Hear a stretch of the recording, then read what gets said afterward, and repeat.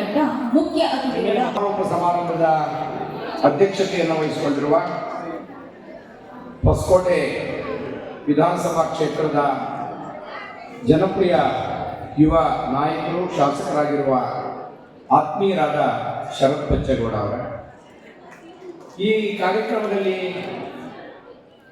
ಅತಿಥಿಗಳಾಗಿ ಭಾಗವಹಿಸಿರುವ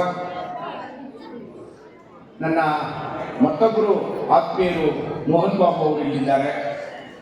ಬಹಳ ದೊಡ್ಡ ವಿದ್ಯಾಸಂಸ್ಥೆಯನ್ನು ಕಟ್ಟಿ ಈ ಕ್ಷೇತ್ರದಲ್ಲಿ ಬಹಳ ತೀವ್ರವಾಗಿ ತೊಡಗಿಸಿಕೊಂಡಿರ್ತಕ್ಕಂಥವರು ಅವರು. ಈ ಕಾಲೇಜು ಇಷ್ಟು ಪ್ರಬುದ್ಧಮಾನಕ್ಕೆ ಬಂದು 2000 ಮಂದಿ ವಿದ್ಯಾರ್ಥಿಗಳು ವ್ಯಾಸಂಗ ಮಾಡ್ತಿದ್ದಾರೆ ಅಂತಾದರೆ ನಾನು ಅಗತ್ಯವಾಗಿ ನಮ್ಮ ಹಿರಿಯರು ಹೊಸಕೋಟೆ ಕ್ಷೇತ್ರವನ್ನು ಬಹಳ ವರ್ಷಗಳ ಕಾಲ ಪ್ರತಿನಿಧಿಸಿದವರು, ಸಂಸದರಾಗಿದ್ದವರು, ನನಗೆ ಬಹಳ ಆತ್ಮೀಯರಾದ ಹಿರಿಯರಾದ ಬಚ್ಚೇಗೌಡ ಅವರನ್ನು ನಾನು ಈ ಸಂದರ್ಭದಲ್ಲಿ ನೆನಪು ಮಾಡಿಕೊಳ್ಬೇಕು ಅಂತೇಳಿ ನನಗನ್ನಿಸ್ತಾ ಇದೆ. ಹಾಗೆ ಕಾಲೇಜಿನ ಇವತ್ತು ವಿಶೇಷ ಏನು ಅಂದರೆ ಇಲ್ಲಿ ಸುಮಾರು 75 ಭಾಗ ಹೆಣ್ಮಕ್ಳಿದ್ದಾರೆ ಅಂತ ಹೇಳೋದು ಬಹಳ ಖುಷಿ ವಿಚಾರ. ಹೆಣ್ಮಕ್ಳು ಇದ್ದ ಕಡೆ ಸ್ವಲ್ಪ ಮಾತು ಜಾಸ್ತಿ, ಭಾಷಣ ಕೇಳೋದು ಕಡಿಮೆ. ಅವರೇ ಭಾಷಣ ಮಾಡ್ತಿರ್ತಾರೆ ಪಕ್ಕದವ್ರಿಗೆ. ಅಲ್ಲಿ ನಾನು ನೋಡ್ತಾ ಇದ್ದೀನಿ. ಕೇಳಿಸ್ಕೊಳಮ್ಮ, ಇಲ್ಲಿ ನೀವು ಭಾಷಣ ಕೇಳಂಗಿದ್ರೆ ನಾನು ನಿಲ್ಲಿಸ್ಬಿಡ್ತೀನಿ, ನನ್ನ ಮಾತು ಕೇಳಂಗಿದ್ರೆ ಮಾತ್ರ ಮಾತಾಡ್ತೀನಿ. ನೋಡ್ತಾ ಇದ್ದೀನಿ ಅವಾಗಿಂದ. ಇಂಥ ಕಾರ್ಯಕ್ರಮಕ್ಕೆ ನಿಮ್ಮ ಕಾಲೇಜಿನ ಪ್ರಾಂಶುಪಾಲರು ಪೌರ ಕಾರ್ಮಿಕ ಹೆಣ್ಣು ಮಗಳ ಕೈಲಿ ಅವರಿಗೆ ಒಂದು ಅಭಿನಂದನೆ ಹೇಳಬೇಕು ನಾವು ಅಂತೇಳಿ ಕಾಲೇಜಿಗೆ ಕರೆಸಿರೋದು ಅತ್ಯಂತ ವಿಶೇಷವಾದ ಕಾರ್ಯಕ್ರಮ. ನಾನು ಎಲ್ಲಕ್ಕಿಂತ ಹೆಚ್ಚಿನ ನಿಮ್ಮ ಸಾಮಾಜಿಕ ಕಳಕಳಿಯನ್ನು ನೋಡಿ ಬಹಳ ಮೆಚ್ಚಿಕೊಂಡಿದ್ದೇನೆ. ನಾನು ಇಲ್ಲಿ ಬರೋದಕ್ಕೆ ಮುಖ್ಯವಾದ ಕಾರಣ ನಿಮ್ಮ ಪ್ರಾಂಶುಪಾಲರಾದ ಡಾಕ್ಟರ್ ರಾಮಲಿಂಗಪ್ಪನವರು. ಅವರು ಬರೀ ಪ್ರಿನ್ಸಿಪಾಲರು ಮಾತ್ರ ಅಲ್ಲ, ಬಹಳ ಮುಖ್ಯವಾದ ಕನ್ನಡದ ಕವಿಯವರು. ಅವರು ನನ್ನನ್ನು ಕರೆದು ನಮ್ಮ ಕಾಲೇಜಿಗೆ ನೀವು ಬರಬೇಕು ಅಂದಾಗ ನನಗೆ 2 ರೀತಿಯ ಸಂತೋಷ ಆಯಿತು. ಒಂದು, ಅವರ ಸ್ನೇಹಕ್ಕೆ ನಾನು ಇಲ್ಲ ಅಂತ ಹೇಳಕ್ಕಾಗದೆ ಬರ್ತೀನಿ ಅಂತ ಒಪ್ಕೊಂಡೆ. ಜೊತೆಗೆ ಶರತ್ ಬಚ್ಚೇಗೌಡರು ಅವರನ್ನ ನಾನು ಬಹಳ ದಿನಗಳ ಕಾಲ ನೋಡಿರಲಿಲ್ಲ, ಅವ್ರ ಜೊತೆ ಮಾತಾಡಿದಾಗುತ್ತೆ, ಅಭಿಪ್ರಾಯ ಹಂಚಿಕೆ ಮಾಡ್ಕೊಳ್ಳೋಂಗಾಗುತ್ತೆ ಅಂತ ಹೇಳಿ 2 ಕಾರಣಗಳಿಂದ ನಾನು ಇಲ್ಲಿಗೆ ತಮ್ಮ ಜೊತೆಗೆ ಬಂದಿದ್ದೇನೆ. ವಿದ್ಯಾರ್ಥಿಗಳಿಗೆ ಏನು ಮಾತನಾಡಬೇಕು ಅನ್ನೋದು ಬಹಳ ಕಷ್ಟದ ಪ್ರಶ್ನೆ ಇವತ್ತಿನ ದಿನಗಳಲ್ಲಿ. ಯಾಕೆ ಅಂದ್ರೆ ವಿದ್ಯಾರ್ಥಿಗಳು ತಾವೇ ಬಹಳ ತಿಳುವಳಿಕೆ ಇರ್ತಕ್ಕಂಥ ಕಾಲಮಾನ ಇದೆ. ಅಧ್ಯಾಪಕರು ತರಗತಿಯಲ್ಲಿ ನಡೆಯುವ ಪಾಠಗಳನ್ನ ಬೋಧನೆ ಮಾಡಬೇಕಾದ್ರೆ 2 ಸಾರಿ ಯೋಚನೆ ಮಾಡಬೇಕಾದ ಕಾಲ ಇದೆ. ಯಾಕೆ ಗೊತ್ತೇನೋ? ಎಲ್ಲವೂ ನಿಮ್ಮ ಇಂಟರ್ನೆಟ್ನಲ್ಲಿ ಸಿಗುತ್ತೆ. ಸ್ವಲ್ಪ ಇಂಟರ್ನೆಟ್ ಅಭ್ಯಾಸ ಇರುವ ವಿದ್ಯಾರ್ಥಿಗಳೇನಾದರೂ ಇದ್ರೆ ಇವತ್ತು ಮೇಷ್ಟ್ರು ಏನ್ ಪಾಠ ಮಾಡ್ತಾರೆ ಅದರ 2 ಮುಂದಿನ ಪಾಠವನ್ನು ತಿಳ್ಕೊಂಡು ಬಂದು ಕೂತಿರ್ತಾರೆ. ಅವ್ರ ಮುಂದೆ ಪಾಠ ಮಾಡಬೇಕಾದ್ರೆ ನಾನು ಡಬಲ್ ತಯಾರಿ ಮಾಡ್ಕೊಂಡಿರ್ಬೇಕು ಅನ್ನೋದು ಎಲ್ಲ ಅಧ್ಯಾಪಕರಿಗಿರುವ ಭಯ. ಇವತ್ತು ಹೊಸಕೋಟೆ ಕಾಲೇಜಿನಲ್ಲಿ ಹೇಗಿದ್ದಾರೆ ನನಗೆ ಗೊತ್ತಿಲ್ಲ, ಆದ್ರೆ ಎಲ್ಲ ಕರ್ನಾಟಕ ಅಲ್ಲ, ಇಡೀ ಭಾರತದ ಬಹುತೇಕ ಶಿಕ್ಷಣ ಕ್ಷೇತ್ರದಲ್ಲಿ ಹೆಣ್ಣು ಮಕ್ಕಳು ಬಹಳ ಮುಂಚೂಣಿಯಲ್ಲಿ ಇರುವ ಕಾಲ ಇದೆ. ಅವ್ರ ಬುದ್ಧಿವಂತಿಕೆ, ಶ್ರಮ ಇವತ್ತು ಬಹಳ ವ್ಯತ್ಯಾಸ ಗಂಡು ಮಕ್ಕಳಿಗೆ ಹೆಣ್ಮಕ್ಳಿಗೆ ಇಲ್ಲ. ಎಲ್ಲ ಕ್ಷೇತ್ರಗಳಲ್ಲಿ ಅವರು ಗಂಡು ಮಕ್ಕಳನ್ನು ಮೀರಿ ನಿಂತಿದ್ದಾರೆ. ನೀವೆಲ್ಲ ಇತ್ತೀಚೆಗೆ ಕೇಳಿದ್ದೀರಿ, ಗಗನಯಾನ ಮಾಡಲಿಕ್ಕೆ ಚಂದ್ರಲೋಕಕ್ಕೆ ಹೋಗ್ಲಿಕ್ಕೆ ನಮ್ಮ ಸುನಿತಾ ವಿಲಿಯಮ್ಸ್ ಅವರು ಅವರ ಜೊತೆಗಾರರನ್ನ ಮೀರಿದ ಧೈರ್ಯವನ್ನು ಪ್ರದರ್ಶನ ಮಾಡಿ ಅನೇಕ ದಿನಗಳ ಕಾಲ ಉಳ್ಕೊಂಡು ಮತ್ತೆ ವಾಪಸ್ ಬಂದಿರತಕ್ಕಂಥ ಕಾಲಮಾನದಲ್ಲಿ ನಾವು ಇದ್ದೇವೆ. ಆದ್ರಿಂದ ಇವತ್ತಿನ ಶಿಕ್ಷಣ ಕೇವಲ ಇನ್ಫಾರ್ಮೇಶನ್ ಅಲ್ಲ, ಯಾಕಂದ್ರೆ ಇನ್ಫಾರ್ಮೇಶನ್ ಎಲ್ಲ ಕಡೆ ಸಿಕ್ಬಿಡುತ್ತೆ. ನಾನು ಇತ್ತೀಚೆಗೆ ಕ್ರೈಸ್ಟ್ ಕಾಲೇಜಿಗೆ ಹೋಗಿದ್ದೆ ಮಾಲೂರಿನಲ್ಲಿ. ಅವರ ಸೆಮಿನಾರ್ ಏನು ಅಂದ್ರೆ ಕೃತಕ ಬುದ್ಧಿಮತ್ತೆಯನ್ನು ಕುರಿತು 1 ದಿನದ ಸೆಮಿನಾರ್ ನಡೀತಾರೆ. ಆರ್ಟಿಫಿಷಿಯಲ್ ಇಂಟೆಲಿಜೆನ್ಸ್ ಅಂತ ಕರೀತಾರೆ ಇಂಗ್ಲಿಷಲ್ಲಿ. ಈ ಆರ್ಟಿಫಿಷಿಯಲ್ ಇಂಟೆಲಿಜೆನ್ಸ್ ಹೆಚ್ಚು ಪ್ರಚಾರಕ್ಕೆ ಬಂದ್ರೆ, ಹೆಚ್ಚು ಪ್ರಾಯೋಗಿಕವಾದರೆ ಕಾಲೇಜಿನಲ್ಲಿ ಕೆಲಸ ಮಾಡುವ ಯಾವ ಪ್ರೊಫೆಸರ್ಗಳಿಗೂ ಮುಂದೆ ಕೆಲಸ ಇರೋದಿಲ್ಲ.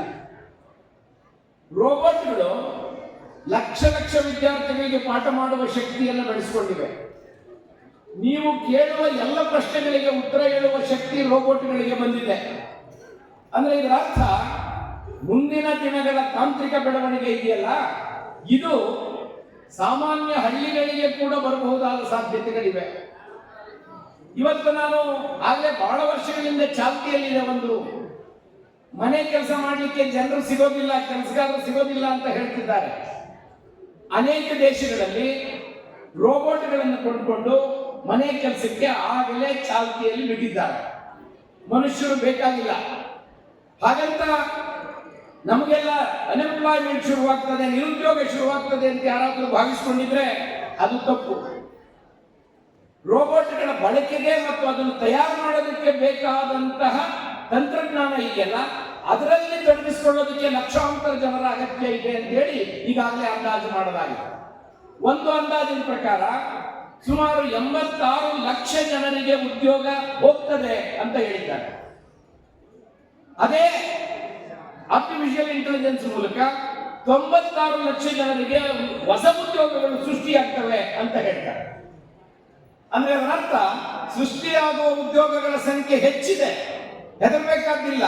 ಆದ್ರೆ ಆ ಉದ್ಯೋಗ ಮಾಡೋದಕ್ಕೆ ನಿಮಗೆ ಶಕ್ತಿ ಇದೆಯಾ ಇಲ್ವಾ ಅನ್ನೋದು ಬಹಳ ಮುಖ್ಯವಾದ ಪ್ರಶ್ನೆ. ನಿಮಗೆ ಕೌಶಲ್ಯ ಇದೆಯಾ ಇಲ್ವಾ ಅನ್ನೋದು ಮುಖ್ಯವಾದ ಪ್ರಶ್ನೆ. ನೀವು ಆ ಸ್ಕಿಲ್ ಅನ್ನ ಪಡ್ಕೊಂಡಿದ್ದೀರಾ ಇಲ್ವಾ ಅನ್ನೋದು ಬಹಳ ಮುಖ್ಯವಾದ ಪ್ರಶ್ನೆ. ಯಾರಿಗೆ ಆ ಸ್ಕಿಲ್ ಇರೋದಿಲ್ಲ ಅವರು ನಿಷ್ಪ್ರಯೋಜಕರಾಗ್ತಾರೆ. ಯಾರು ಆ ಸ್ಕಿಲ್ ಅನ್ನು ಪಡ್ಕೊಂಡಿರ್ತಾರೆ ಅವರು ಯಾವುದೇ ಕೆಲಸವನ್ನು ಕೂಡ ಮಾಡೋದಕ್ಕೆ ಸಿದ್ಧವಾಗಿರ್ತಾರೆ. ಅವರನ್ನ ಕೆಲಸಕ್ಕೆ ಸೇರಿಸಿಕೊಳ್ಳೋದಕ್ಕೆ ನಮ್ಮ ಅನೇಕ ಕಂಪನಿಗಳು ಕೂಡ ತಯಾರಾಗಿ ಈಗಾಗಲೇ ಆ ಕ್ಷೇತ್ರದಲ್ಲಿ ಕೆಲಸವನ್ನು ಮಾಡ್ತಾ ಇದೆ. ಇದು ಇವತ್ತಿನ ತಾಂತ್ರಿಕ ಬೆಳವಣಿಗೆ.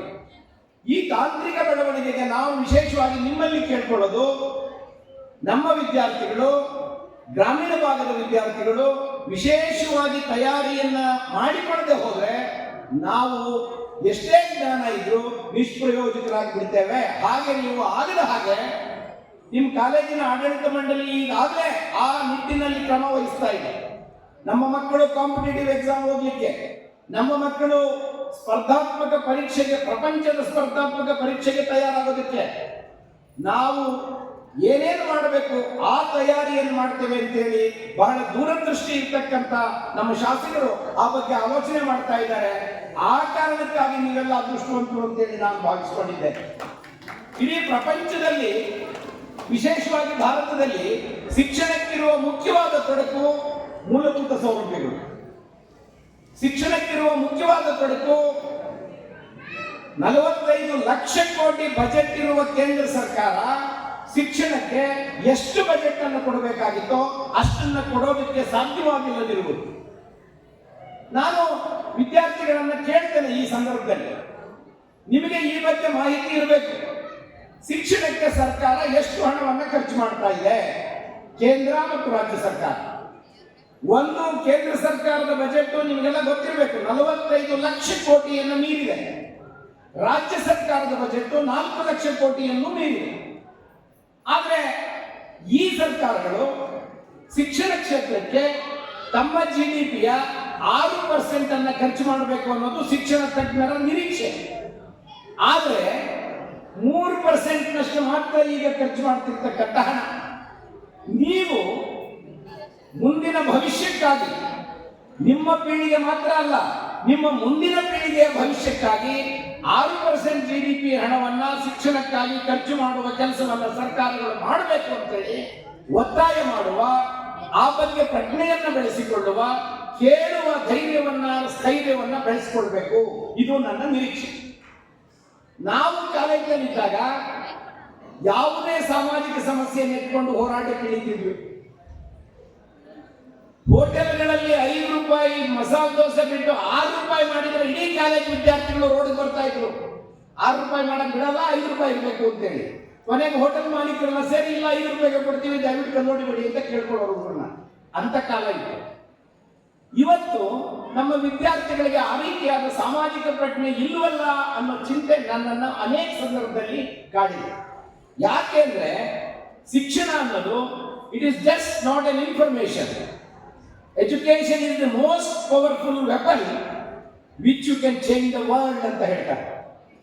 ಪ್ರಪಂಚವನ್ನೇ ಬದಲಾವಣೆ ಮಾಡಬಹುದಾದ ಬಹುದೊಡ್ಡ ಅಸ್ತ್ರ ಯಾವುದು ಅಂದ್ರೆ ಅದು ಶಿಕ್ಷಣ. ಆದ್ರಿಂದ ಶಿಕ್ಷಣ ಅನ್ನೋದು ಪರೀಕ್ಷೆಯಲ್ಲಿ ಅಂಕಗಳನ್ನು ಹೆಚ್ಚು ತೆಗೆದು ಪಾಸ್ ಮಾಡತಕ್ಕಂಥ ಒಂದು ಅಸ್ತ್ರ ಅಂತ ನೀವು ತಿಳ್ಕೊಂಡಿದ್ರೆ ಅದು ಅಲ್ಲ. ಅನ್ ಎಜುಕೇಟೆಡ್ ಮೈಂಡ್, ಶಿಕ್ಷಣ ಪಡೆದಿರುವ ಮನಸ್ಸು is better than an empty mind ಅಂತ.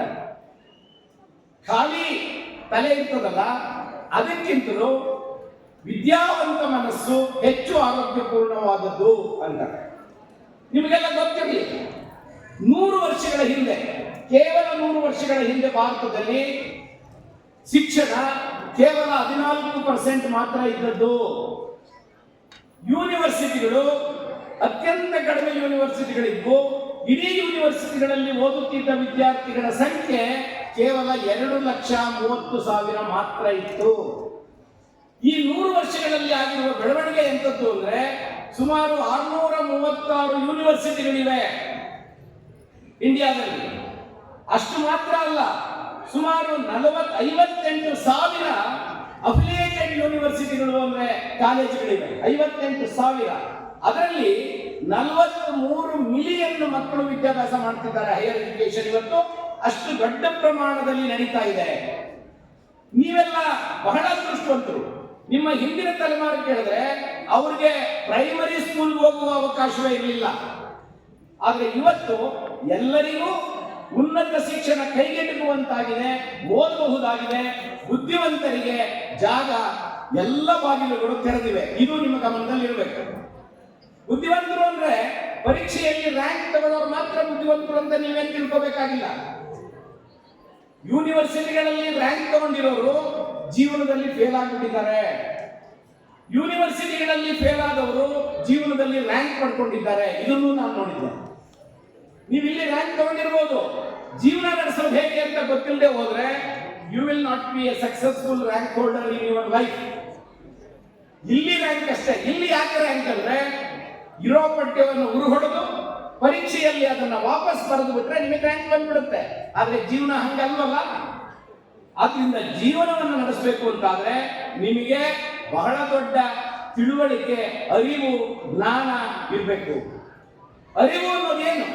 ಅರಿವು ಅನ್ನೋದು ಕೇವಲ ಫಿಸಿಕ್ಸು, ಕೆಮಿಸ್ಟ್ರಿ, ಕಾಮರ್ಸ್ ಅಲ್ಲ. ಅದು ಅರಿವು ಅನ್ನೋದು ಜೀವನವನ್ನು ಕುರಿತ ಅರ್ಥ, ಬದುಕುವುದು ಹೇಗೆ ಅನ್ನೋದು. ಸ್ವಾಮಿ ವಿವೇಕಾನಂದ ಹೇಳ್ತಾರೆ, true education is about life building, man making rather than just accumulating the information.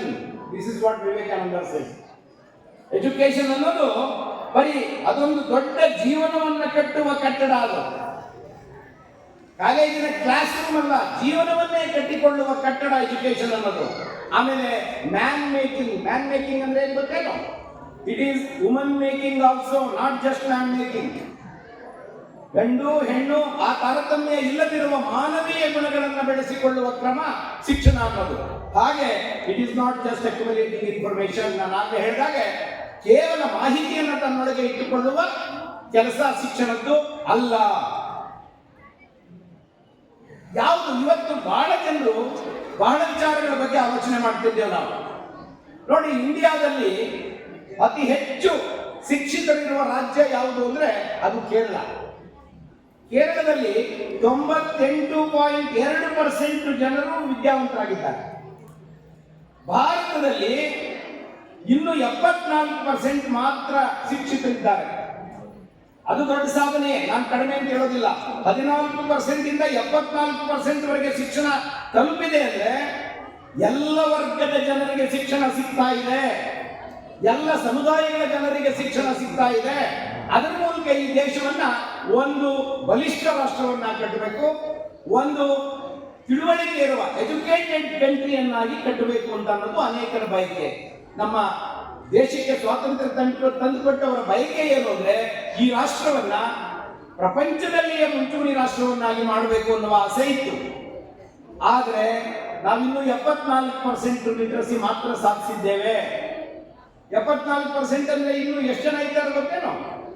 ಇನ್ನು 26% ಅಂದ್ರೆ ಸುಮಾರು 28 ಕೋಟಿ ಜನರು ಅನಕ್ಷರಸ್ಥರಿದ್ದಾರೆ ನಮ್ಮ ದೇಶದಲ್ಲಿ.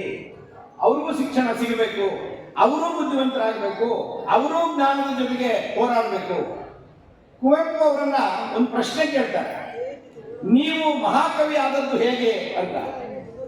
ಅವರು, ನಾನು ಮಹಾಕವಿ ಆದದ್ದು ನನಗಿರುವ ಪ್ರತಿಭೆಯಿಂದ ಅಂತ ಹೇಳೋದಿಲ್ಲ, ನನಗಿರುವ ಪ್ರತಿಭಾ ಶಕ್ತಿಯಿಂದ ನಾನು ಮಹಾಕವಿ ಆಗಿದ್ದೇನೆ ಅಂತ ಹೇಳೋದಿಲ್ಲ. ಅವ್ರು ಹೇಳಿದ್ದು ಏನು ಗೊತ್ತೇನೋ, ನಮ್ಮ ದೇಶದಲ್ಲಿರುವ ಕೋಟ್ಯಾಂತರ ಜನ ಅನಕ್ಷರಸ್ಥರು ಇರೋದ್ರಿಂದ ನಾನು ಮಹಾಕವಿ ಆಗಿದ್ದೀನಪ್ಪ. ಯಾಕೆ ಅಂದ್ರೆ ಅವರಲ್ಲಿ ಎಂತೆಂಥ ಕವಿಗಳಿದ್ದಾರೋ ಯಾರಿಗೆ ಗೊತ್ತು, ಅವರು ಎಂತೆಂಥ ಪ್ರತಿಭಾವಂತರಿದ್ದಾರೋ ಅವ್ರಿಗೆ ಅವಕಾಶ ಸಿಕ್ಕಿಲ್ಲ, ನನಗೆ ಅವಕಾಶ ಸಿಕ್ತು, ಶಿಕ್ಷಣ ಪಡೆದೆ, ಅದಕ್ಕೋಸ್ಕರ ಮಹಾಕವಿ ಆಗಿದ್ದೇನೆ, ಆದ್ರಿಂದ ನನ್ನ ಹೆಚ್ಚುಗಾರಿಕೆ ಇದರಲ್ಲಿ ಇಲ್ಲ ಅಂತ ಹೇಳ್ತಾರೆ. ಆದ್ರಿಂದ ಒಂದು ನಾಗರಿಕ ಸಮಾಜ ಎಲ್ಲರನ್ನೂ ಶಿಕ್ಷಣ ಕೊಟ್ಟು ಎಲ್ಲರಿಗೂ ಸ್ಪರ್ಧಿಸುವ ಅವಕಾಶ ಕೊಟ್ಟು ಅವರಲ್ಲಿ ಅತ್ಯುತ್ತಮವಾದವರನ್ನು ಆಯ್ಕೆ ಮಾಡೋದೇನೆ ನಿಜವಾದ ನಾಗರಿಕ ಸಮಾಜದ ಲಕ್ಷಣ. ಆದ್ರಿಂದ ಅವಕಾಶವನ್ನ, ಅಪರ್ಚುನಿಟಿಯನ್ನ ಎಲ್ಲರಿಗೂ ಸಿಗುವಂತೆ ಮಾಡಬೇಕು. ಅದು ಶಿಕ್ಷಣದ ಮೂಲ ಉದ್ದೇಶ. ನಮ್ಮ ದೇಶದಲ್ಲಿ ಶಿಕ್ಷಣದ ಮೊದಲ ಗುರು ಯಾರು ಅಂದ್ರೆ ರಾಧಾಕೃಷ್ಣನ್ ಹೆಸರು ಹೇಳ್ತಾರೆ, ನೀವೆಲ್ಲ ಕೇಳಿದ್ದೀರಿ. ಆಧುನಿಕ ಶಿಕ್ಷಣದ ಗುರು ಯಾರು ಅಂದ್ರೆ, ಫಾದರ್ ಯಾರು ಅಂದ್ರೆ ಲಾರ್ಡ್ ಮೆಕಾಲೆ ಅಂತ ಹೇಳ್ತಾರೆ. ಲಾರ್ಡ್ ಮೆಕಾಲೆ ಯಾಕೆ ಆಧುನಿಕ ಶಿಕ್ಷಣದ ಗುರು ಅಂದ್ರೆ, ಅವನು ಇಂಗ್ಲಿಷ್ ಶಿಕ್ಷಣವನ್ನ ನಮ್ಮ ದೇಶಕ್ಕೆ ಇಂಟ್ರೊಡ್ಯೂಸ್ ಮಾಡದೆ ಹೋಗಿದ್ದಿದ್ರೆ, ಇಂಗ್ಲಿಷ್ ಶಿಕ್ಷಣ ಈ ದೇಶಕ್ಕೆ ಬರದೆ ಹೋಗಿದ್ರೆ, ನಾವು ಇನ್ನೂ ಕೂಡ ಅನಾಗರಿಕರ ರೀತಿಯಲ್ಲಿ ಪ್ರಪಂಚದ ಮುಂದೆ ಇರ್ತಾ ಇದ್ವಿ. ಆಸ್ತಿಯ ಹಕ್ಕನ್ನು ಕೊಡಬೇಕು. ಹೆಣ್ಣು ಮಕ್ಕಳು ಅಕಸ್ಮಾತ್ ವಿಧವೆಯಾದ್ರೆ ಅವಳಿಗೆ ಮರುಮದುವೆಯಾಗುವ ಹಕ್ಕನ್ನ ಕಾನೂನುಬದ್ಧವಾಗಿ ಕೊಡಬೇಕು ಅನ್ನೋದನ್ನ ಮೊದಲ ಪಾರ್ಲಿಮೆಂಟಿನ ಮುಂದೆ ತಂದು ಮಂಡಿಸಿದ್ರು. ನಿಮಗೆ ಗೊತ್ತಿರಬೇಕು, ಅವತ್ತಿದ್ದ ನಮ್ಮ ಪಾರ್ಲಿಮೆಂಟ್ ಸದಸ್ಯರು ಇಷ್ಟು ಪ್ರಗತಿಪರವಾಗಿರಲಿಲ್ಲ. ಅವ್ರು ಹೇಳಿದ್ರು, ಇಂಥ ಕಾನೂನನ್ನ ಒಪ್ಪಕ್ಕಾಗೋದಿಲ್ಲ ಅಂದ್ರೆ ಹೆಣ್ಣು ಮಕ್ಕಳಿಗೆ ಶಿಕ್ಷಣದ ಹಕ್ಕನ್ನು ಕೊಡಕ್ಕಾಗೋದಿಲ್ಲ, ಆಸ್ತಿಯ ಹಕ್ಕನ್ನು ಕೊಡಕ್ಕಾಗೋದಿಲ್ಲ, ಅವರು ಮರುಮದುವೆ ಆಗಬಾರದು ಹಿಂದೂ ಶಾಸ್ತ್ರದ ಪ್ರಕಾರ ಅಂತ ಹೇಳಿದ್ರು. ತದನಂತರ ನಾವು ಈ ಎಲ್ಲ ಕಾನೂನುಗಳನ್ನು ಜಾರಿಗೆ ತಂದೆವು. ನಮ್ಮ ಪಾರ್ಲಿಮೆಂಟ್ ಸದಸ್ಯರಿಗೆ ಆ ವಿವೇಕ ಮೂಡಿತು, ಅದು ಸಂತೋಷದ ವಿಚಾರ. ಆದರೆ 75 ವರ್ಷಗಳ ಹಿಂದೆ ಈ ದೇಶದ ಹೆಣ್ಣು ಮಕ್ಕಳಿಗೆ ಈ ರೀತಿಯ ಅಧಿಕಾರ ಇರಲಿಲ್ಲ ಅನ್ನೋದು ಬಹಳ ಖೇದನೀಯವಾದ ಸಂಗತಿ. ಅಷ್ಟು ಮಾತ್ರ ಅಲ್ಲ, ಈ ಕಾರಣಕ್ಕೆ ಬಾಬಾ ಸಾಹೇಬ್ ಅಂಬೇಡ್ಕರ್ ಅವರು ತಮ್ಮ ಕಾನೂನು ಮಂತ್ರಿ ಪದವಿಗೆ ರಾಜೀನಾಮೆಯನ್ನು ಕೊಟ್ಟು ಹೊರಗೆ ಬಂದವರು.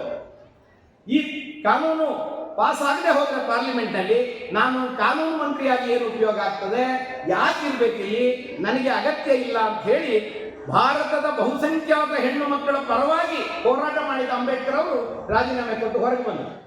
ಇದು ನಮ್ಮ ದೇಶದ ಚರಿತ್ರೆಯ ಅರಿವು ನಿಮಗೆ ವಿಶೇಷವಾಗಿ ಹೆಣ್ಣು ಮಕ್ಕಳು ಇರಬೇಕು ಅಂತ ಬಯಸೋಣ. ಆದ್ರಿಂದ ಈ ಶಿಕ್ಷಣ ನಿಮಗೆ ಅಂತ ಅರಿವನ್ನು ಕೊಡಲಿ, ಈ ಶಿಕ್ಷಣ ನಿಮಗೆ ಹೊಸ ತಿಳುವಳಿಕೆಯನ್ನು ಕೊಡಲಿ, ಮತ್ತು ಮುಂದೆ ಬರುವ ತಂತ್ರಜ್ಞಾನಕ್ಕೆ ನೀವೆಲ್ಲರೂ ಸಜ್ಜಾಗುವ ಕೆಲಸವನ್ನು ಮಾಡಿ. ಆ ತಂತ್ರಜ್ಞಾನ ಮಾತ್ರ ನಿಮ್ಮನ್ನು ಉಳಿಸಬಲ್ಲದು. ವಿಶ್ವೇಶ್ವರಯ್ಯನವರು ನಿಮ್ಮ ಪಕ್ಕದ ತಾಲೂಕಿನವರು, ಅವರು ಬಹಳ ಹಿಂದೆ ಹೇಳಿದ ಮಾತೇನು ಗೊತ್ತೇನು, ಕೈಗಾರಿಕೀಕರಣ ಆಗದೇ ಇದ್ರೆ ಸರ್ವನಾಶವಾಗ್ತೀರಿ ಅಂತ. ಇದನ್ನು ನೆಹರು ಕೂಡ ಹೇಳ್ತಾ ಇದ್ರು, ಇಂಡಸ್ಟ್ರಿಯಲೈಸ್ ಆರ್ ಪೆರಿಶ್ ಅಂತ. ಆದರೆ ಇವತ್ತು ಆ ತಾಂತ್ರಿಕತೆಯನ್ನು ನೀವು ಬೆಳೆಸಿಕೊಳ್ಳದೆ ಹೋದ್ರೆ, ಆ ತಂತ್ರಜ್ಞಾನವನ್ನು ನಿಮ್ಮದನ್ನಾಗಿ ಮಾಡಿಕೊಳ್ಳದೆ ಹೋದ್ರೆ ಭವಿಷ್ಯ ಇಲ್ಲ. ನೀವೆಲ್ಲ ಅದೃಷ್ಟವಂತರು, ಬೆಂಗಳೂರಿನ ಒಳಗಡೆ ಇದ್ದೀರಾ. ಇದು ಈಗ ಬೆಂಗಳೂರಿನ ಭಾಗ ಹೊಸಕೋಟೆ. ಆದರೆ ನಮ್ಮ ದೇಶದ ಶಿಕ್ಷಣ ವ್ಯವಸ್ಥೆಯಲ್ಲಿ ದೊಡ್ಡ ಕೊರತೆ ಏನು ಅಂದ್ರೆ, ಗ್ರಾಮೀಣ ಭಾಗ ಮತ್ತು ನಗರ ಭಾಗದ ನಡುವೆ ಇರುವ ಅಂತರ. ಅನೇಕ ಗ್ರಾಮೀಣ ಶಾಲೆಗಳಲ್ಲಿ ಲ್ಯಾಬೊರೇಟರಿಗಳು ಇರೋದಿಲ್ಲ, ಫಿಸಿಕಲ್ ಎಜುಕೇಶನ್ ಇರೋದಿಲ್ಲ, ಅನೇಕ ಕೊರತೆಗಳಿವೆ, ಇನ್ಫ್ರಾಸ್ಟ್ರಕ್ಚರ್ ಇರೋದಿಲ್ಲ. ಇಷ್ಟು ಅನುಕೂಲ ನಮ್ಮ ಗ್ರಾಮೀಣ ಭಾಗದ ಕಾಲೇಜುಗಳಲ್ಲಿ ಇಲ್ಲ, ಇದು ನಿಮಗೆ ಗೊತ್ತಿರಲಿ. ಆದ್ರಿಂದ ನೀವೆಲ್ಲ ಲಕ್ಕಿಯಸ್ಟ್, ಅದೃಷ್ಟಶಾಲಿಗಳು. ಅತ್ಯುತ್ತಮವಾದ ಇನ್ಫ್ರಾಸ್ಟ್ರಕ್ಚರ್ ಅನ್ನ, ಮೂಲಭೂತ ಸೌಕರ್ಯಗಳನ್ನು ಹೊಂದಿದ್ದೀರಿ, ಅತ್ಯುತ್ತಮವಾದ ಶಿಕ್ಷಕರನ್ನು ಹೊಂದಿದ್ದೀರಿ. ನಿಮ್ಮ ವರದಿಯನ್ನ, ಕಾಲೇಜಿನ ವಾರ್ಷಿಕ ವರದಿಯನ್ನು ಕೇಳಿದಾಗ ಅನಿಸಿತು, ಅಂತರ ರಾಜ್ಯ ಸ್ಪರ್ಧೆಗಳಲ್ಲಿ ಭಾಗವಹಿಸಿ ಬಹುಮಾನ ಗೆದ್ದಿದ್ದೀರಿ. ಹೊಸಕೋಟೆ ಭಾಗದ ಗ್ರಾಮೀಣದ ಮಕ್ಕಳು ಇಷ್ಟು ಮುಂದುವರೆದಿದ್ದಾರೆ ಅಂದ್ರೆ ಅವರಿಗೆ ಸಿಕ್ಕಿರುವ ಅವಕಾಶಗಳೇ ದೊಡ್ಡವು ಅಂತ ನನಗೆ ಅನಿಸಿದೆ. ಆದ್ರಿಂದ ನಾನು ನಿಮ್ಮನ್ನ ಅದೃಷ್ಟವಂತರು ಅಂತ ಹೇಳಿದೆ. ಆದರೆ ನಾವು ಮುಂದಿನ ದಿನಗಳಲ್ಲಿ ನಗರ ಮತ್ತು ಗ್ರಾಮೀಣ ಪ್ರದೇಶದ ನಡುವಿನ ಈ ಶೈಕ್ಷಣಿಕ ಅಂತರವನ್ನು ಕಡಿಮೆ ಮಾಡೋದಕ್ಕೆ ಹೋರಾಟ ಮಾಡಬೇಕು. ಅವ್ರಿಗೂ ಕೂಡ ಸಮನಾದ ಶಿಕ್ಷಣವನ್ನು ಕೊಡಿ ಅಂತ ಹೇಳಿ ನಾವು ಪ್ರಯತ್ನವನ್ನು ಮಾಡಬೇಕು. ಎಲ್ಲರಿಗೂ ಸಮಾನ ಶಿಕ್ಷಣ ಜಾರಿಯಾಗುವವರೆಗೆ ಅವಕಾಶಗಳು ಸಮಾನವಾಗಿ ಸಿಗುವ ಸಂದರ್ಭ ಬರೋದಿಲ್ಲ. ಆದ್ರಿಂದ ಸ್ನೇಹಿತರೆ, ನೀವೆಲ್ಲ ಪದವಿ ಪಡೆದು ಮುಂದಕ್ಕೆ ಹೋಗೋರು, ಸ್ನಾತಕೋತ್ತರ ಪದವಿಗೆ ಹೋಗೋರು, ಅನೇಕರು ಗೃಹಸ್ಥಾಶ್ರಮಕ್ಕೆ ಕಾಲಿಡೋರು, ಅನೇಕರು ಹೊಸ ಹೊಸ ಆವಿಷ್ಕಾರಗಳಿಗೆ ತೆರೆದುಕೊಳ್ಳುವವರು. ಆದ್ರಿಂದ ನೀವು ಬಹಳ ಎಚ್ಚರಿಕೆಯಿಂದ, ಬಹಳ ಬುದ್ಧಿವಂತಿಕೆಯಿಂದ ಮುಂದಿನ ಜೀವನವನ್ನು ಆಯ್ಕೆ ಮಾಡಿಕೊಳ್ಬೇಕು. ನಿಮಗೆ ಒಳ್ಳೆ ಅವಕಾಶಗಳಿದ್ರೆ ಓದೋದನ್ನು ನಿಲ್ಲಿಸಬೇಡಿ. BA ಮಾಡಿದ ತಕ್ಷಣ, BCom ಮಾಡಿದ ತಕ್ಷಣ, BSc ಮಾಡಿದ ತಕ್ಷಣ ನನ್ನ ಶಿಕ್ಷಣ ಮುಗಿತು, ಐ ಆಮ್ ಸ್ಯಾಟಿಸ್ಫೈಡ್ ಅಂತ ಯಾರು ಫೀಲ್ ಮಾಡಬಾರದು. ನಿಮಗೆ ಗೊತ್ತಿರಬೇಕು, ಅಂಬೇಡ್ಕರ್ ಅವರು ಎಲ್ಲ ಕ್ಷೇತ್ರಗಳಲ್ಲಿ ಜ್ಞಾನವನ್ನು ಪಡೆದಿದ್ರು. ಎಕನಾಮಿಕ್ಸ್ ಅಲ್ಲಿ ಡಾಕ್ಟರೇಟ್, ಲಾ ನಲ್ಲಿ ಡಾಕ್ಟರೇಟ್, ಆಂಥ್ರೋಪಾಲಜಿಯಲ್ಲಿ ಡಾಕ್ಟರೇಟ್, ಪೊಲಿಟಿಕಲ್ ಸೈನ್ಸ್ ಅಲ್ಲಿ ಮಾಸ್ಟರ್ ಡಿಗ್ರಿ. ಅಂದ್ರೆ ಜ್ಞಾನದ ಹಸಿವಿಗೆ ಮಿತಿ ಇಲ್ಲ, ಗೆರೆ ಇಲ್ಲ, ಎಲ್ಲೇ ಇಲ್ಲ. ಆ ರೀತಿ ನಿಮ್ಮ ಶಿಕ್ಷಣವನ್ನ ಕಾಲೇಜಲ್ಲಿ ಇದ್ದಾಗಲೂ ಹೊರಗಡೆ ಹೋದ್ಮೇಲೂ ಆ ಅರಿವನ್ನು ಹೆಚ್ಚು ಮಾಡಿಕೊಳ್ಳುವ ಕೆಲಸವನ್ನು ಮಾಡೋದೇ ನಿಜವಾದ ಶಿಕ್ಷಣ ಅನ್ನೋ ಮಾತುಗಳನ್ನು ಹೇಳಿ, ಬಹಳ ಕಷ್ಟ ಅಂತ ಅನ್ಕೊಂಡಿದ್ದೆ. ಇಷ್ಟು ಚೆನ್ನಾಗಿ ನನ್ನ ಮಾತುಗಳನ್ನು ಕೇಳಿದ್ದಕ್ಕೆ ಮತ್ತೊಮ್ಮೆ ನಿಮ್ಮೆಲ್ಲರಿಗೂ ವಂದಿಸಿ ನನ್ನ ಮಾತನ್ನು ಮುಗಿಸ್ತೇನೆ. ನಮಸ್ಕಾರ.